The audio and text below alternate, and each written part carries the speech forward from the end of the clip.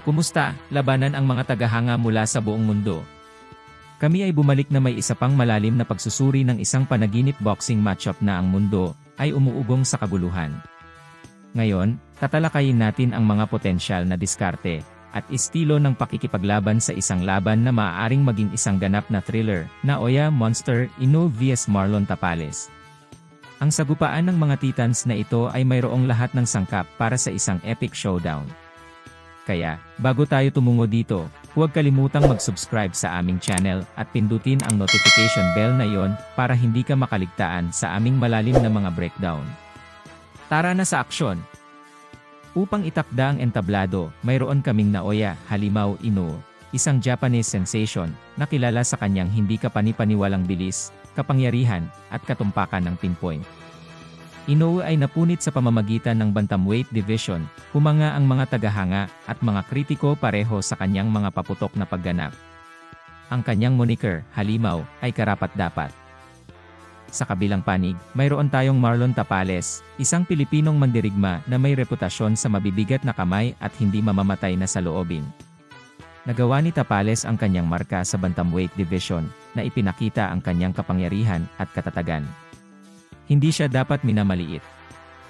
Magsimula tayo sa paghahati-hati sa potensyal na diskarte ni Naoya Inoue para sa epic showdown na ito. Ang pinakadakilang pag-aari ni Inoue ay ang kanyang bilis at lakas, at malamang na gusto niyang gamitin ang mga lakas na ito.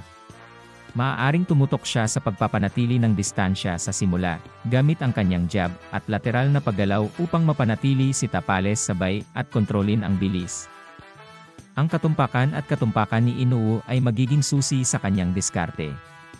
Layunin niyang samantalahin ang mga opening na likha ng agresibong estilo ni Tapales, na humaharap ng napakabilis at tumpak. Ang mga nakatime na counter na ito ay maaaring makagambala sa ritmo ni Tapales, at mapigilan siya sa pag-set up ng kanyang mga power punch. Gusto rin ni Inoue na gamitin ang kanyang footwork para lumikha ng mga anggulo na pumipigil kay Tapales na ilunsad ang kanyang mga power punches. Sa pamamagitan ng pagpivot at paglilipat, makakapag-set up si Inoue ng sarili niyang mga shot habang iniiwasan ang mga nakamamatay na kawit at krus ni Tapales. Ngayon, sumisid tayo sa potensyal na diskarte ni Marlon Tapales. Dahil sa kanyang reputasyon bilang isang heavy hitter, maaaring gusto ni Tapales na isara ang distansya at makisali sa malapit na labanan. Kasama sa kanyang diskarte ang pagputol ng singsing at pagdiin kay Inoue na lumaban sa bulsa.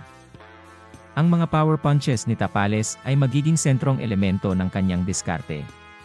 Siya ay tumingin upang itarget ang katawan ni Inoue na naglalayong pabagalin ang Halimao at maubos ang kanyang stamina. Ang mga body shot ay maaari ring magbukas ng mga pagkakataon para sa mga headshot dahil maaaring bumaba ang bantay ni Inoue bilang tugon sa mga suntok sa katawan. Napakahalaga para kay Tapales na panatilihin ang kanyang sariling pananagutan sa pagtatanggol. Ang bilis at katumpakan ni Inoue ay nangangahulugan na ang anumang defensive lapses ay maaaring magresulta sa mahuli sa mga malalakas na counter. Ang mabisang paggalaw ng ulo at pagbabantay ay magiging mahalaga para maiwasan ni Tapales ang mga suntok na napakabilis ng kidlat ni Inoue. Kaya, paano maaaring maglaro ang epic battle na ito? Ang bilis at katumpakan ni Inoue laban sa kapangyarihan at agresyon ni Tapales ay lumikha ng isang kaakit-akit na dinamika na mahirap hulaan. Kung mapanatili ni Inoue ang distansya at kontrolin ang laban gamit ang kanyang mga jab at counter, maaari niyang makuha ang isang desisyon na tagumpay sa pamamagitan ng pag-iipon ng mga puntos. Gayunpaman, kung matagumpay na maisara ni Tapales ang distansya, makalapag ang mga suntok ng kapangyarihan, at matarget ang katawan ni Inoue, maaari niyang iugoy ang laban sa kanyang pabor. Ang paghula sa kalalabasan ng matchup na ito ay parang pag-decipher ng isang komplikadong puzzle.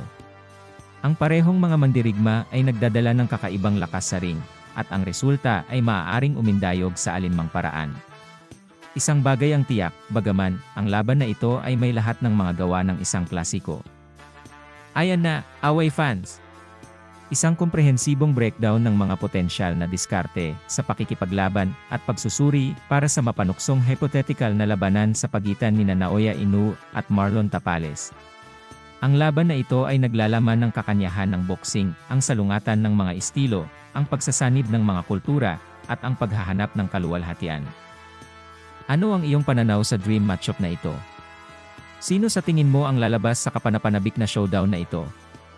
Ibahagi ang iyong mga saloobin sa mga komento sa ibaba.